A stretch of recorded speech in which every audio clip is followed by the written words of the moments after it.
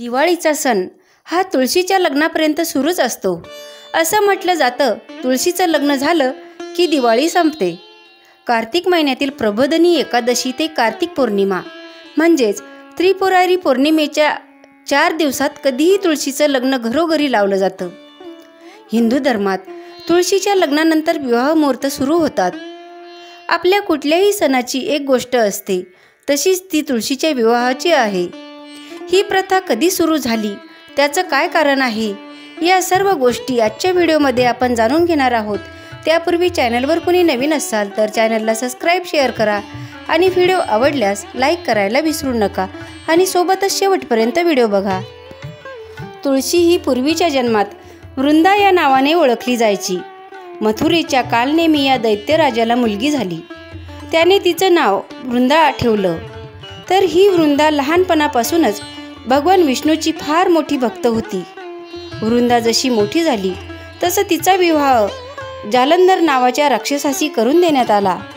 तर आता हा जालंधर नावाचा राक्षस कोण होता, त्याचा जन्म कसा झाला, याची पण एक कथा आहे.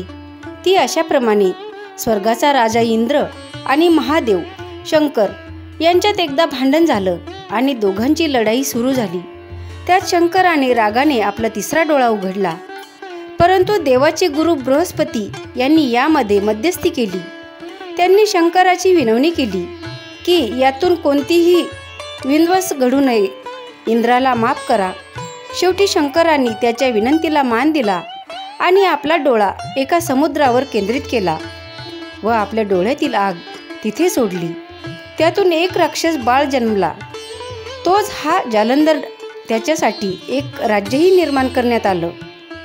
हा जालंधर शूर होता, पराक्रमी होता, पण तितकाच घमेंडी आणि गर्विष्ठ होता. सत्तापिपासू होता. त्याचं लग्न वृंदाशी झालं आणि त्याला तिच्या पूजेतलं पुण्य मिळालं. तिच्या पतिव्रताच्या सामर्थ्यानं तो खूप बलाढ्य झाला. असं म्हणता येईल की तिने आपल्या नवऱ्याच्या सुखासाठी आणि जीवनासाठी एक सुरक्षा कवच निर्माण केलं. तो जेव्हा युद्धाला जायचा त्यावेळेस वृंदा पूजेला बसायची आणि तो परत येईपर्यंत तिथून हलायचीही नाही. त्यामुळे त्याला प्रत्येक युद्धात जीवनदान मिळायचं आणि त्याचाच विजय व्हायचा. त्यामुळे मग हा जालंधर वाटेल तसा वागू लागला. जेव्हा समुद्रमंथन झालं आणि त्यातून तो खजिना बाहेर आला, त्यावर मग जालंधर स्वतः हक्क सांगू लागला. त्याचं असं म्हणणं होतं की माझा जन्म समुद्रात झाला आहे, त्यामुळे समुद्रातल्या गोष्टीवर माझाच हक्क आहे. अर्थात देवांनी त्याची मागणी धुडकावून लावली. परंतु जालंधर देवांशी युद्ध करायला लागला. त्याच्या पराक्रमामुळे आणि वृंदाच्या तपश्चर्येमुळे तो देवावर वरचढ होऊ लागला. मग सगळ्या देवांनी विष्णूकडे धाव घेतली. सगळे देव विष्णूला विनवणी करू लागले की जालंधराचा नायनाट करा. परंतु विष्णूची एक अडचण होती. ती म्हणजे लक्ष्मीने त्यांच्याकडून वचन घेतले होते की भगवान विष्णू जालंधरला मारणार नाहीत, कारण लक्ष्मी ही देखील समुद्राचीच कन्या. त्यामुळे जालंधरला ती भाऊ समजत होती. भावाचा वध आपल्या नवऱ्याच्या हातून होऊ नये असा तिचा उद्देश होता. त्यामुळे भगवान विष्णू देवांना मदत करू शकत नव्हते. याचा परिणाम हाच झाला की शेवटी युद्धात जालंधरचा विजय झाला आणि जालंधर हा स्वर्ग, पृथ्वी आणि पाताळ या तिन्ही लोकांवर राज्य करू लागला. यामुळे देवांना पळताभुई थोडी झाली. मग सगळ्या देवांनी नारदाला मदत करण्यासाठी साकडं घातलं. जालंधराचा वध कसा करायचा याचा एक दुसरा पर्याय देखील शोधून ठेवला होता. केवळ भगवान शंकरच जालंधरचा वध करू शकत होते. परंतु भगवान शंकर स्वतःहून युद्ध करणार नव्हते. म्हणूनच शंकरांनी युद्ध करावं यासाठी देवांना नारदाची मदत हवी होती. नारद देवांना मदत करायला तयार होते. ठरल्याप्रमाणे नारद जालंधरला भेटायला गेले आणि तिथे त्याचं बोलणं सुरू झालं. नारदांनी त्याच्याकडे असलेल्या सगळ्या गोष्टी बघितल्या. नारदांनी त्याचं कौतुक केलं, पण म्हणाले की हे सगळं छान आहे, पण जालंधर तुझ्याकडे कैलास पर्वत नाही. आणि नारदाने कैलास पर्वत किती सुंदर आहे याचं वर्णन करायला सुरुवात केली.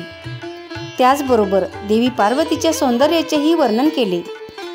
नारदाचे ते सगळे बोलणं ऐकून घमेंडी जालंधरला वाटायला लागलं, जगातल्या सगळ्या चांगल्या गोष्टी आपल्याकडे असाव्यात, कैलास आपल्याकडे असावा आणि पार्वतीही आपली व्हावी.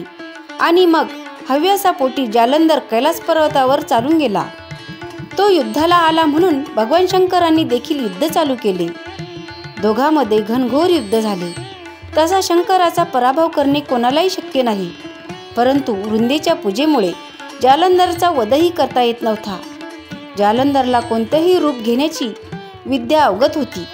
युद्ध करता करताच त्याने शंकराचे रूप धारण केले आणि तो पार्वतीकडे जाऊ लागला. परंतु पार्वतीने शंकराच्या रूपातील जालंधरला ओळखले आणि तिनेच जालंधरवरती हल्ला केला. जालंधर पळून गेला. मग पार्वती विष्णूकडे गेली आणि म्हणाली, जालंधरने आता मला फसवायचा कसा प्रयत्न केला तसाच तुम्ही वृंदाबरोबर करा. तिकडे वृंदा आपल्या नवऱ्याच्या विजयासाठी आणि दीर्घायुष्यासाठी पूजा करत बसली होती. जालंधर येईपर्यंत ती पूजेतून उठणार नव्हती. सगळे देव विष्णूचा धावा करू लागले. परंतु यामध्ये विष्णूला वृंदाला फसवायचं नव्हतं, कारण ती त्याची निस्सीम भक्त होती. परंतु तिकडे युद्धात जालंधरची हार होणे देखील गरजेचे होते. म्हणून मग शेवटी देवांच्या विनंतीला मान देऊन विष्णूने जालंधरचं रूप घेतलं आणि ते जालंधरच्या राजवाड्यात वृंदा पूजेला बसली होती तिथे गेले. जालंधरला तिथे पाहून वृंदा पूजेवरून उठली आणि तिने जालंधरच्या पायाला हात लावून नमस्कार केला. पण यामध्ये तिची पूजा भंग झाली आणि तिकडे शंकराने जालंधराचा वध केला आणि जालंधराचे शिर राजवाड्यात येऊन पडले. वृंदेला कळून चुकले की आपल्यासमोर जालंधर म्हणून जो उभा आहे तो जालंधर नाही. म्हणून तिने विचारलं की माझ्यासमोर उभा आहे तो कोण आहे. मग विष्णू आपल्या मूळ रूपात परत आले. विष्णूंना तिथे पाहून वृंदाला कळून चुकले की आपल्याच देवाने आपल्याला फसवले आहे. म्हणून वृंदा चिडली आणि तिने विष्णूला शाप दिला की तुम्ही हृदयशून्य दगड आहात, तू आता दगडच होशील. त्याचबरोबर विष्णू दगड झाले. त्यालाच शाळीग्राम असे म्हणतात. बघता बघता हा शाळीग्राम मोठा होऊ लागला आणि सर्व जग व्यापू लागला. त्यामुळे संपूर्ण भूमंडळाला धोका निर्माण झाला.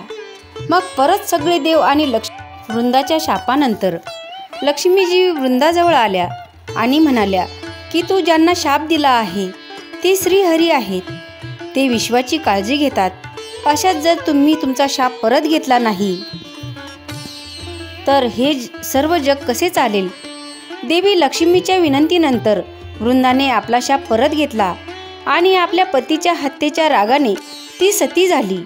तेव्हा भगवान विष्णूंनी राखेतून निघालेल्या वनस्पतीचे नाव तुळशी असे ठेवले आणि सांगितले, आजपासून शापामुळे दगड बनलेला माझा शालिग्राम अवताराची तुळशीसोबत नेहमी पूजा केली जाईल. माझ्या प्रिय भक्तापैकी कोणीही मला तुळशी अर्पण केल्याशिवाय मी त्यांची पूजा स्वीकारणार नाही. अशा रीतीने वृंदा ही तुळशीच्या रूपात कायमची पूज्य झाली. तर माहिती कशी वाटली कमेंटमध्ये नक्की सांगा आणि शेवटपर्यंत व्हिडिओ बघण्यासाठी धन्यवाद.